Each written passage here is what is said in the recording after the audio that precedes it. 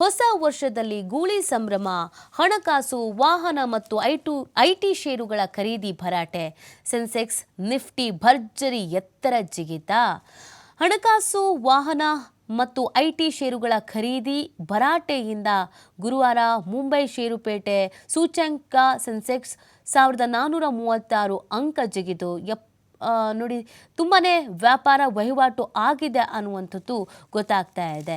ಏರಿಕೆ ಏನು ಕಾರಣಕ್ಕೆ ಅನ್ನೋದನ್ನು ನೋಡೋದಾದ್ರೆ, ಮಂದಗತಿಯ ನಿರೀಕ್ಷೆಗಳನ್ನು ಅಳಿಸಿ ಹಾಕಿ ಡಿಸೆಂಬರ್ನಲ್ಲಿ ಆಟೋ ವಲಯ ಭಾರೀ ಚೇತರಿಕೆ ಕಂಡಿತ್ತು. ರಾಯಲ್ ಎನ್ಫೀಲ್ಡ್ ಮಾರಾಟದಲ್ಲಿ ವರ್ಷದಿಂದ ವರ್ಷಕ್ಕೆ 25% ಹೆಚ್ಚಿನ ಬೆಳವಣಿಗೆ ಕಂಡಿದೆ.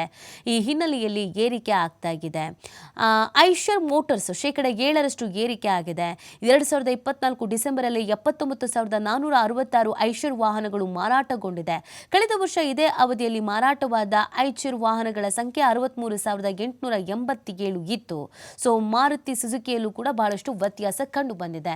ಐಟಿ ವಲಯದ ಲಾಭ CLSA ಮತ್ತು ಸಿಟಿ ತ್ರೈಮಾಸಿಕ ಆದಾಯ ಹೆಚ್ಚಿದೆ. ಇದರಿಂದ ಐಟಿ ವಲಯ ಷೇರುಗಳು 2%ಕ್ಕಿಂತಲೂ ಹೆಚ್ಚಿದೆ. ಇನ್ಫೋಸಿಸ್, TSO, HCL, ಟೆಕ್ ಮತ್ತು ಟೆಕ್ ಮಹೀಂದ್ರ ಸೇರಿದಂತೆ ಪ್ರಮುಖ ಐಟಿ ಕಂಪನಿಗಳು ಸೆನ್ಸೆಕ್ಸ್ ಏರಿಕೆಗೆ 300ಕ್ಕೂ ಹೆಚ್ಚು ಅಂಕಗಳ ಕೊಡುಗೆಯನ್ನು ನೀಡಿದೆ.